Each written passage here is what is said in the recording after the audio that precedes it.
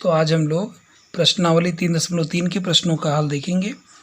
इसका जो प्रश्न दिया हुआ है इसमें पहला क्वेश्चन है, इसके अंतर्गत 6 क्वेश्चन दिए हुए हैं और ये प्रश्न जो है ये दो चर वाला रैखिक समीकरण का है।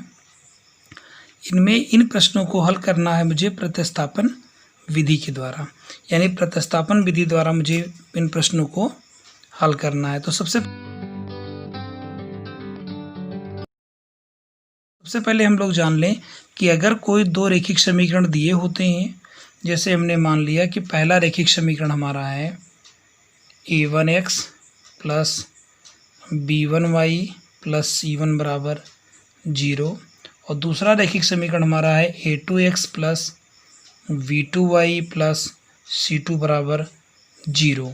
तो ये दो रैखिक समीकरण हैं। इन रैखिक समीकरणों को हम 4 विधियों से हल कर सकते हैं। कुल मिलाकर के हम 4 विधियों से हल कर सकते हैं। उन विधियों के बारे में हम लोग चर्चा कर लें। तो पहली विधि हमारी है प्रतिस्थापन विधि। प्रतिस्थापन विधि। दूसरी विधि हमारी होगी विलोपन विधि। दूसरी विधि हमारी होगी विलोपन विधि। और तीसरी विधि हमारी होगी वज्र गुणन विधि। और चौथी विधि हमारी होगी आलेखी विधि। तो इन 4 विधियों की सहायता से हम दो चर वाले रैखिक समीकरण को हल कर सकते हैं, जिसमें आपका आलेखी विधि के लिए मुझे ग्राफ पेपर की ज़रूरत पड़ेगी, या हम पेपर पर ही ग्राफ बना करके हल कर सकते हैं। प्रतिस्थापन विधि, विलोपन विधि, वज्र गुणन विधि। तो ये जो चैप्टर हमारा है प्रश्नावली 3.3, इसमें हमें प्रतिस्थापन विधि द्वारा ही प्रश्नों को हल करना है। फिर आगे हम लोग विलोपन विधि और वज्र गुणन विधि के बारे में पढ़ेंगे। तो चलिए शुरू करते हैं। प्रतिस्थापन विधि किस तरीके से हल किया जाता है देखते हैं इसमें। तो क्वेश्चन हमारा दिया हुआ है x प्लस वाई बराबर 14 और x माइनस वाई बराबर 4। ये दो प्रश्न दिए हैं, इनको मुझे हल करने हैं। तो उसके लिए हम क्या करते हैं, सबसे पहले हम यहाँ देखेंगे कि जो हमारा हल है वो किस तरीके से किया गया है। पहला समीकरण आपका है x प्लस वाई बराबर 14, दूसरा है x माइनस वाई बराबर 4। समीकरण 1 और 2 को हमने मान लिया। यहाँ पे हमने बताया कि आप किसी भी समीकरण को ले सकते हैं, चाहे आप समीकरण 1 को लें चाहे आप 2 को लें। तो समीकरण मैंने 2 से लिया है। यहाँ पर दूसरे समीकरण की बात हम कर रहे हैं। समीकरण 2 से हम x का मान निकाल लेते हैं। देखिए x माइनस वाई बराबर अगर 4 है तो x बराबर क्या हो जाएगा, ये y आपका इधर घट रहा है तो उधर आकर के जुड़ जाएगा, तो 4 धन y हो गया, यानी x बराबर हो गया 4 धन y। अब इसमें आपको समीकरण 3 मान लेना होगा। अब जो x का मान मुझे मिला हुआ, इस x का मान हम समीकरण 1 में रखेंगे, क्योंकि हमने पहले भी बताया कि अगर 2 को ले रहे हैं तो मान 1 में रखेंगे, अगर 1 से हम प्राप्त कर रहे हैं तो हम 2 में रखेंगे। तो यहाँ पे चूँकि हमने समीकरण 2 से लिया है इसलिए हम x का मान समीकरण 1 में रखेंगे। और यहाँ देखिए समीकरण 1 हमारा है x प्लस वाई बराबर 14, तो x की जगह पर हम 4 प्लस वाई यानी 4 धन y लिख देंगे और धन y बराबर 14, ये नोट करेंगे। y और y आपका 2y हो गया, 2y बराबर 14 माइनस ये 4 आपका इधर जुड़ रहा है तो इधर आकर के घटेगा, तो 14 में से 4 निकल जाएगा, 10 बचेगा। 2y बराबर हो गया 10, तो y बराबर 10/2 यानी कि 5। हमें y का मान मिल गया। अब इस y का मान हम समीकरण 3 में रखेंगे। यहाँ पे जो भी मान हमें मिलेगा उनको हम हमेशा 3 में रखेंगे, जिससे कि हम x का या y का जो भी मान है आसानी से प्राप्त कर सके। तो देखिए x बराबर हो गया 4 धन y, तो x बराबर 4 धन y, y की जगह पर 5 है, y का मान 5 मिला है तो 5 रखेंगे, 5 4 9 हो जाएगा। इस तरीके से x का मान 9 और y का मान 5 मिल गया हमें। तो हमने इस तरीके से पहले प्रश्न को देखा हमने कि प्रतिस्थापन विधि द्वारा हम रैखिक समीकरण को, दो चर वाले रैखिक समीकरण को कैसे हल करते हैं। चलिए हम दूसरा क्वेश्चन भी देखते हैं। दूसरा क्वेश्चन हमारा क्या दिया हुआ था यहाँ पे। तो दूसरा क्वेश्चन हमारा है कि s माइनस टी बराबर 3 और s/3 plus t/2 equal to 6, यानी दो रैखिक समीकरण दिए हुए हैं। इन दोनों रैखिक समीकरणों की सहायता से हमें प्रतिस्थापन विधि लगा करके s और t का मान निकालना है। तो देखते हैं किस तरीके से इसको हल करेंगे हम लोग। तो सवाल नंबर 2 है s माइनस टी बराबर 3 माना हमने समीकरण 1 को, और x बटे 3 धन t बटे 2 बराबर 6 समीकरण 2 हमने मान लिया। अब हमने यहाँ पे समीकरण 1 से प्राप्त किया है s का मान।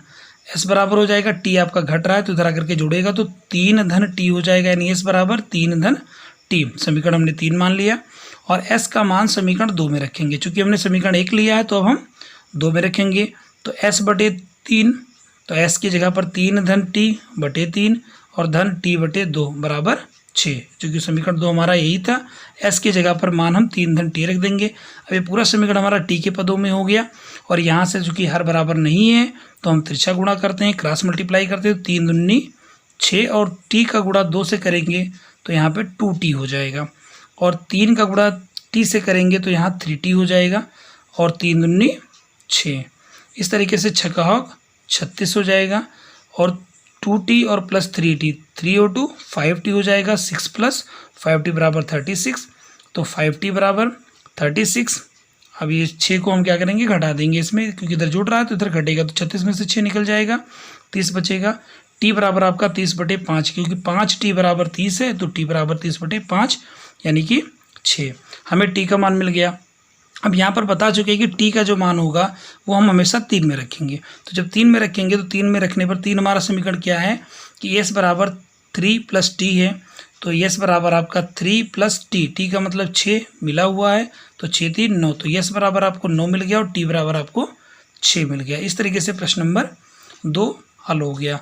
अब हम देखेंगे हमारा क्वेश्चन नंबर 3 जो है, क्वेश्चन नंबर 3 कुछ इस तरीके से दिया है कि 3x माइनस वाई बराबर 3 और 9x माइनस 3y बराबर 9।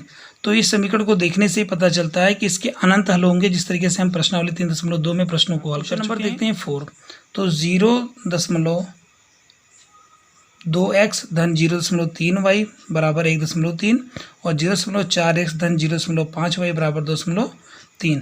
तो पहला काम ये करेंगे, चूंकि एक अंक के बाद दशमलव इसमें है, इसमें भी है, एक इसमें भी है, तो इसको हम लिख सकते हैं 2x धन 3y बराबर 13, और इसको लिख सकते हैं 4x धन 5y बराबर 23। समीकरण 1 और 2 मानेंगे। फिर आप किसी एक समीकरण को लेकर के x का मान निकाल लेंगे y के पदों में, और उस x का मान हम समीकरण 2 में रखेंगे, और यहाँ से हमें y का मान मिल जाएगा। y का मान फिर हम समीकरण 3 में रख देंगे, जिस तरीके से हमने पहले और दूसरे को हल किया है। आप इसको हल करेंगे। हम देखते हैं क्वेश्चन नंबर 5 को, तो √2x प्लस √3y बराबर 0 और √3x minus √8y equal to 0 दिया हुआ है। तो देखिए इसको हम किस तरीके से हल करेंगे। ये जो हमारा क्वेश्चन है, तो इसमें दिया हुआ है यहाँ पे √2x प्लस √3y बराबर 0 और √3x माइनस √8y बराबर 0। समीकरण 1 और 2। समीकरण 2 से देखें तो समीकरण 2 हमारा है √3x, और इसको हम इधर लाएंगे तो ये घट रहा है तो 0 में जो जुड़ेगा तो √8y हो जाएगा। √8 को हम लिख सकते हैं 2 दूनी 4 दूनी 8, यानी ये 2 आपका जोड़ा बनेगा, जिससे हम रूट से बाहर कर सकते हैं। तो इस 2 को बाहर करेंगे, 2√2y और √3 आ जाएगा बटे में। समीकरण हमने 3 मान लिया। अब x का मान समीकरण 1 में रखेंगे। जो x का मान मुझे यहाँ मिला हुआ है, चूँकि हम समीकरण 2 ले चुके हैं तो हम समीकरण 1 में रखेंगे। तो जो x का मान है हम समीकरण 1 में रखेंगे, तो √2 और ax की वैल्यू जो मिली हुई है वो रख लिया हमने, √3y बराबर 0। यहाँ आप देखें हर बराबर नहीं है तो तिरछा गुणा करेंगे, √3 और √3 का गुणा जब करेंगे तो √3 का और √3 का गुणा 3 हो जाएगा, और यहाँ √2 और √2 का गुणा 2, तो 2 दूनी 4, तो 4y धन 3y। यहाँ देखें तो 4y धन 3y बटे √2 बराबर 0। क्रॉस मल्टीप्लाई करेंगे, तो जब क्रॉस मल्टीप्लाई करेंगे तो यहाँ पे मुझे मिलेगा 7y बराबर 0, यानी y का मान 0 मिल गया। अब y का मान हम समीकरण 3 में रखेंगे तो x का मान भी हमें 0 मिलेगा। इस तरीके से x का मान और y का मान दोनों 0 मिलेगा। ऐसे ही आपका इसका लास्ट क्वेश्चन है। इस लास्ट क्वेश्चन को भी आप स्वयं करने की कोशिश करेंगे, कर लेंगे इसको। तो दिया हुआ है 3x बटे 2 माइनस 5y बटे 3 बराबर 2 और x बटे 3 धन y बटे 3 बराबर 13 बटे 6। तो किसी एक समीकरण को लेकर के x का मान निकाल लेंगे, x का मान दूसरे समीकरण में रखेंगे और इस तरीके से प्रश्न को हल करेंगे। क्वेश्चन नंबर 6 भी आप कर लेंगे। चलिए देखते हैं क्वेश्चन नंबर 2। तो क्वेश्चन नंबर 2 है 2x धन 3y बराबर 11 और 2x माइनस 4y बराबर -24 को हल कीजिए और इसमें m का वह मान ज्ञात कीजिए जिसके लिए y बराबर mx प्लस 3 हो। तो हम इस प्रश्न को भी, चूंकि यहाँ पे नहीं कहा गया कि प्रतिस्थापन से हल करिए या विलोपन से या आप बीजगणित विधि से हल करिए या आलेखी विधि से, चूंकि हम प्रतिस्थापन विधि से में पढ़ रहे हैं इसीलिए हम इस प्रश्न को भी प्रतिस्थापन विधि से हल करेंगे। तो 2x धन 3y बराबर 11 और 2x माइनस 4y बराबर -24, समीकरण 1 और 2 माना। समीकरण 1 से हमने क्या किया, 2x धन 3y बराबर 11 है तो 2x बराबर 11 माइनस 3y, x का मान बटे में आ जाएगा 11 माइनस 3y बटे 2, समीकरण हमने 3 मान लिया। अब हम x का मान समीकरण 2 में रखेंगे क्योंकि हमने समीकरण 1 लिया हुआ था, समीकरण 1 से हमने x का मान निकाला है तो x का मान समीकरण 2 में रखेंगे। समीकरण 2 में देखें किस तरीके से, तो हमारा समीकरण नंबर 2 जो था वो है 2x माइनस 4y बराबर -24, तो यहाँ 2 और x की जगह पर 11 माइनस 3y बटे 2 माइनस 4y बराबर -24, यहाँ पे ये 2 और ये 2 आपका कैंसिल हो जाएगा। 11 माइनस 3y माइनस 4y बराबर -24, 11 माइनस 3y माइनस 4y बराबर -24, तो 4 और 3 7 -7 हो जाएगा। दोनों का चिन्ह समान है इसलिए जुड़ जाएगा, विपरीत होता तो घट जाता है ये। और 11 को हम इधर लाएंगे तो चूंकि 11 जो आपका प्लस में है तो इधर आकर के घटने का काम करेगा माइनस में, तो -24 में 11 जब घटाएंगे यानी -11 करेंगे तो -35 हो जाएगा, समान चिन्ह है तो जुड़ जाएगा। तो -35 हो गया तो y बराबर आपका हो जाएगा, चूँकि -7 यहाँ पे गुणा कर रहा है y के साथ, इधर आकर के भाग करेगा तो ये माइनस और माइनस आपको कैंसिल, 7 एक 7 7 बचे 35, यानी y का मान आपको 5 मिल गया। अब इस y का मान हम समीकरण 3 में रखेंगे, तो y का मान जब हम समीकरण 3 में रखेंगे तो यहाँ पर x बराबर 11 माइनस 3y था तो y की जगह हमने 5 लिख दिया बटे 2, 5 15, तो 11 में से 15 घटेगा बटे 2, तो 11 माइनस 15 यानी कि आपका -4 बटे 2, 2 एक 2, 2 दूनी 4, तो -2 आपका मिल गया। इस तरीके से x का मान -2 और y का मान 5 मिल गया हमें। चूँकि प्रश्न में और आगे दिया हुआ था, प्रश्न में ये कह रहे थे कि इसमें m का वह मान ज्ञात कीजिए जिसके लिए y बराबर mx प्लस 3 है, तो उसके लिए हम क्या करेंगे, यहाँ पे चूँकि हमें x का मान मिल गया, y का मान मिल गया, अब इस जो दिया गया समीकरण है y बराबर mx प्लस 3, तो x और y यानी x और y की जगह जो मान हमने प्राप्त किया है वो मान रखेंगे। इस समीकरण x बराबर -2 और y बराबर 5 रखने पर y की जगह 5 रखेंगे बराबर m गुणे -2 और धन 3, -2 का गुणा जब m से करेंगे तो -2m, ये 3 आपका जुड़ रहा है तो इधर आकर के घटेगा तो 5 में से 3 निकल गया, 2 बचेगा, -2m बराबर 2 और m बराबर 2 बटे -2, ये आपका कैंसिल हो जाएगा, -1 बचेगा। इस तरीके से m का मान -1। क्वेश्चन नंबर 3 हमारा है कि निम्न समस्याओं में रैखिक समीकरण बनाइए और उनके हल प्रतिस्थापन विधि द्वारा ज्ञात कीजिए। यानी यहाँ पे हमें जो प्रश्न दिया हुआ था उस प्रश्न की सहायता से हमें रैखिक समीकरण बनाना होगा और जो समीकरण मिलेगा, हमें 2 समीकरण युग्म मिलेगा, उसको हम प्रतिस्थापन विधि द्वारा हल करके हम प्रश्न का हल प्राप्त करेंगे। तो पहला क्वेश्चन देखते हैं क्या है, 2 संख्याओं का अंतर 26 है और एक संख्या दूसरी संख्या की 3 गुनी है, उन्हें ज्ञात कीजिए। चलिए देखते हैं, माना पहली संख्या हमने x मान लिया और दूसरी y मान लिया। प्रश्नानुसार अब कह रहे हैं x और y में अंतर कितने का है, 26 का है, तो x माइनस y बराबर 26 हो गया, समीकरण 1 मान लिया। तथा दूसरी कंडीशन क्या है, एक संख्या है वो दूसरी संख्या की 3 गुनी है, यानी ये संख्या जो है x ये y की 3 गुनी है, तो अगर मुझे बराबर करना है तो y को भी 3 से गुणा कर देना होगा, y गुणे 3 कर दिया तो इस तरीके से ये बराबर हो जाएगा। जैसे हम किसी संख्या को लिख लें, मान लीजिए हमने इधर लिखा है 30 और यहाँ लिखा 10, अब हम कहेंगे कि ये जो संख्या है इस संख्या की 3 गुनी है, अगर मुझे इसको बराबर करना है तो मुझे यहाँ पे 3 से इसको गुणा कर देना होगा, दोनों संख्याएं बराबर हो जाएंगी। वही काम यहाँ भी किया गया है कि y को हमने 3 से गुणा कर दिया तो 3y हो गया, 3y को उधर लाएंगे तो -3y, यानी x माइनस 3y बराबर 0, हमने समीकरण 2 प्राप्त कर लिया। तो इन्होंने कहा था कि रैखिक समीकरण बनाइए, तो समीकरण 1 और 2 हमारा बन गया, यानी 2 समीकरण बन गए, यानी समीकरण युग्म हमें मिल गया। अब हमें इन समीकरणों को हल करना है प्रतिस्थापन विधि द्वारा। तो चलिए देखते हैं समीकरण 1 से। समीकरण 1 से देखिए x माइनस वाई बराबर 26 है, तो x बराबर कितना हो जाएगा, 26 धन y हो जाएगा, और x का मान हम समीकरण 2 में रखेंगे, क्योंकि आप सीख चुके हैं कि जिस समीकरण को हम ले लेते हैं उसमें x का मान निकाला हमने, चूँकि समीकरण 1 से हमने x का मान निकाला है तो इस x के मान को हम समीकरण 2 में रखेंगे। तो समीकरण 2 हमारा है x माइनस 3y बराबर 0, तो x की जगह पर 26 धन y माइनस 3y बराबर 0, y में से 3y घटा देंगे तो माइनस 2y बच जाएगा। ये 26 आपका इधर प्लस में है, जुड़ रहा है तो इधर आकर के घटेगा, 0 में से 26 घटाएंगे तो माइनस 26 बचेगा, y बराबर -26 बटे -2 हो जाएगा, और ये आपका कैंसिल होकर के 13 बचेगा, माइनस माइनस भी कैंसिल हो जाएगा, 13 वाई का मान आपको 13 मिल गया, यानी एक संख्या आपको 13 मिल गई। वाई का मान समीकरण 3 में रखेंगे, तो जब वाई का मान हम समीकरण 3 में रखेंगे तो एक्स बराबर हमारा था 26 धन वाई, तो 26 धन 13 यानी 39 हो गया। तो एक्स का मान 39 और वाई का मान 13।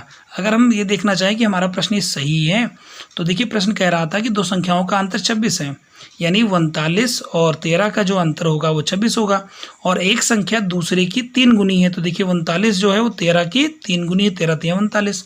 इसका मतलब हमारा उत्तर सही है।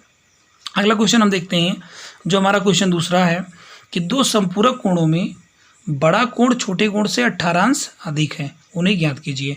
संपूरक कोण की बात हो रही है, आप जानते हैं कोटपूरक और संपूरक कोण के बारे में। चलिए हम देख लेते हैं यहाँ पे कि जो हमारा संपूरक कोण होता है वो क्या होता है। तो संपूरक कोण का मतलब होता है ऐसे दो कोण जिनका योग 180 अंश हो, यानी हम दो कोण कोई लेंगे, उनका टोटल अगर 180 अंश है तो हम कहेंगे संपूरक कोण है। जैसे x एक मान लिया मैंने अंश और एक मैंने y मान लिया, दोनों को अगर हम जोड़ेंगे तो मुझे 180 अंश मिलेगा, उसे हम संपूरक कोण कहेंगे। ऐसे ही होता है कोटपूरक कोण। तो जो हमारा कोटपूरक कोण है वो ऐसे दो कोण होते हैं जिनका टोटल 90 अंश होता है, यानी x और y को अगर हम जोड़ें तो हमें 90 अंश मिले। तो कोटपूरक का मतलब हो गया कि ऐसे दो कोण जिनका योग 90 अंश हो, और संपूरक कोण का मतलब होता है ऐसे दो कोण जिनका योग 180 अंश हो, संपूरक कोण कहलाता है। तो प्रश्न में संपूरक कोण के बारे में दिया हुआ है, तो यही हम आगे देखेंगे। तो माना बड़ा कोण x अंश और छोटा कोण y अंश मैंने मान लिया। प्रश्नानुसार चूंकि संपूरक है तो x अंश और y अंश जोड़ने पर 180 अंश होना चाहिए। अंश को हम अगर दोनों पक्षों में हटा दें तो हमारा एक समीकरण बनेगा, x धन y बराबर 180, समीकरण 1 बन गया। आप चाहें तो x अंश धन y अंश बराबर 180 अंश, इसी को समीकरण 1 मान सकते हैं। हमने दोनों पक्षों से अंश को हटा दिया तो यहाँ x धन y बराबर 180 हो गया, समीकरण 1। आगे दिया हुआ है कि बड़ा कोण छोटे कोण से 18 अधिक है, यानी जो x है वो बड़ा कोण हमने माना है, ये x y से 18 ये ज़्यादा था, ये ज़्यादा है अधिक है, तो इसका मतलब हमें y में 18 जोड़ देना होगा, तो ये बराबर हो जाएगा। y अंश को इधर लाएंगे तो x अंश माइनस y अंश बराबर 18 अंश। अंश को अगर दोनों पक्षों में हटा दें तो x माइनस वाई बराबर 18, हमारा समीकरण 2 बन गया। अब समीकरण 1 और 2 की सहायता से हम प्रतिस्थापन विधि लगा करके हम x और y का मान निकालते हैं। चलिए देखते हैं आगे किस तरीके से हल किया गया है। तो समीकरण 1 हमारा था x धन y बराबर 180 और समीकरण 2 x माइनस वाई बराबर 18। तो समीकरण 2 से x बराबर 18 धन y, ये y आपका घट रहा है, इधर आकर के जुड़ेगा तो 18 धन y हो जाएगा समीकरण 3। अब चूंकि हम समीकरण 2 से x का मान निकाले हैं इसीलिए x का मान समीकरण 1 में रखेंगे। तो x का मान समीकरण 1 में रखने पर समीकरण 1 हमारा क्या था, समीकरण 1 हमारा है x धन y बराबर 180, यानी x 18 धन y और धन y बराबर 180, चूँकि x की जगह पर 18 धन y लिखना है। y और y आपका 2y हो गया, 18 जाकर के इसमें से घट जाएगा, 180 में से 18 घटाएंगे तो 162 बचेगा, y बराबर 162/2 यानी कि 81 हो जाएगा। अब y का मान हम समीकरण 3 में रख देंगे, तो y का मान समीकरण 3 में रखेंगे। हमारा समीकरण 3 क्या है कि x बराबर 18 धन y, तो यहाँ से x बराबर 18 धन y यानी कि 81, y का मान मिला है तो 81 और 18 जोड़ेंगे तो 99 हो जाएगा। तो बड़ा कोण हमें मिल गया 99 अंश और छोटा कोण मुझे मिल गया 81 अंश।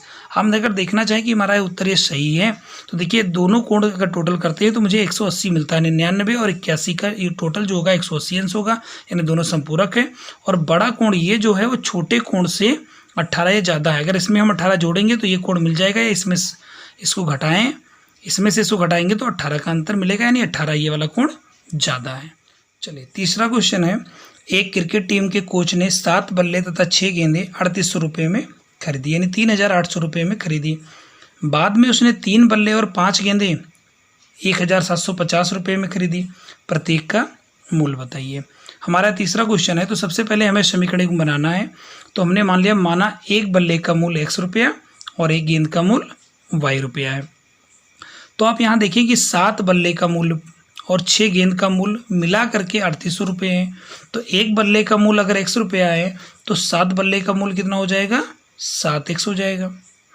इसी तरीके से अगर एक गेंद का मूल्य y रुपया है तो 6 गेंद का मूल्य 6y हो जाएगा, और इनको जोड़ने पर आपका 3800 रुपये होगा, क्योंकि दोनों का मूल्य जो है 7 बल्ले और 6 गेंद का मूल्य 3800 रुपये है। समीकरण आपका बन गया 1।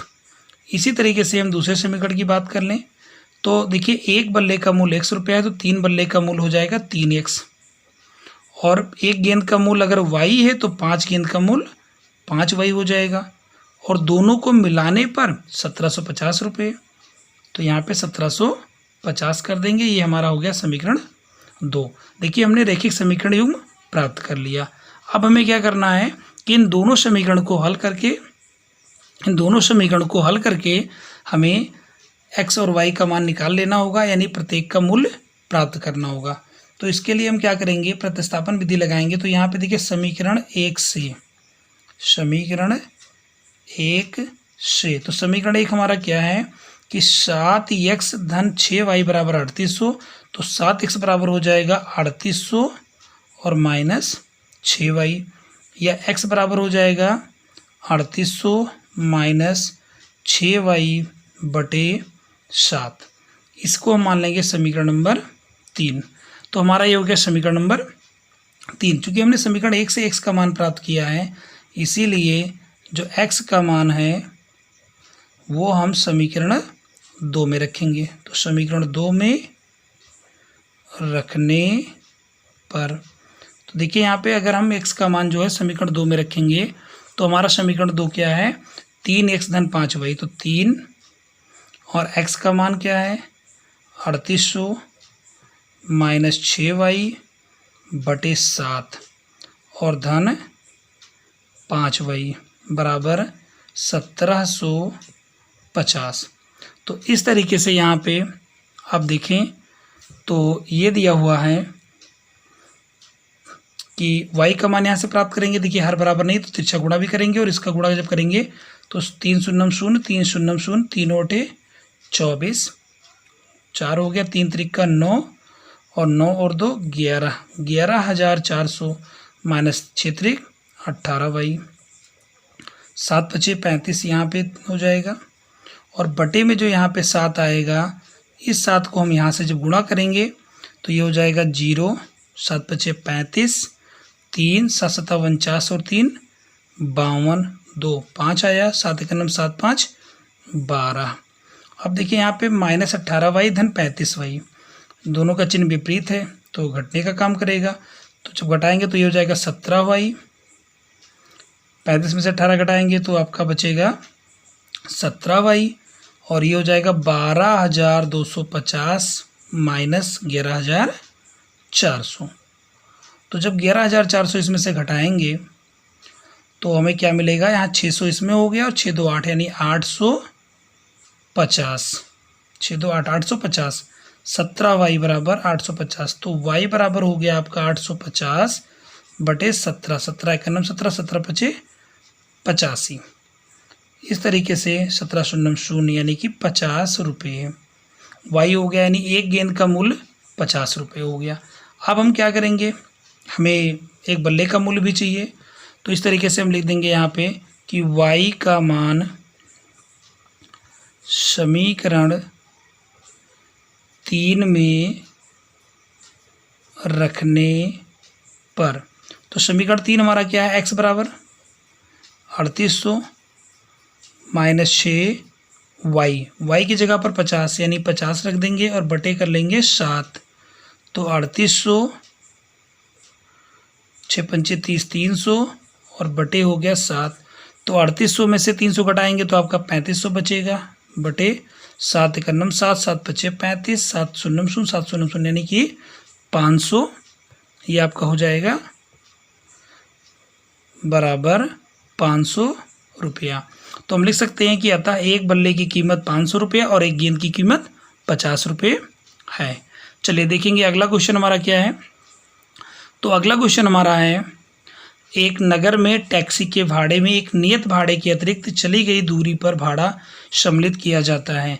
10 किलोमीटर दूरी के लिए 105 रुपये तथा 15 किलोमीटर दूरी के लिए 155 रुपये नियत भाड़ा तथा प्रति किलोमीटर भाड़ा ज्ञात कीजिए। एक व्यक्ति को 25 किलोमीटर की यात्रा तय करने के लिए कितना भाड़ा पड़ेगा। चलिए देखते हैं यहाँ पे। तो हमने यहाँ पे मान लिया कि माना नियत भाड़ा x रुपये है, यानी अगर आपने टैक्सी को बुक किया तो टैक्सी को बुक करने के लिए आपको x रुपया देना ही पड़ेगा। इसके बाद अगर आप चलते हैं 1 किलोमीटर चलते हैं तो आपको y रुपया देना पड़ता है, 2 किलोमीटर चलेंगे तो 2y देना पड़ेगा, 3 किलोमीटर चलेंगे तो 3y देना पड़ेगा।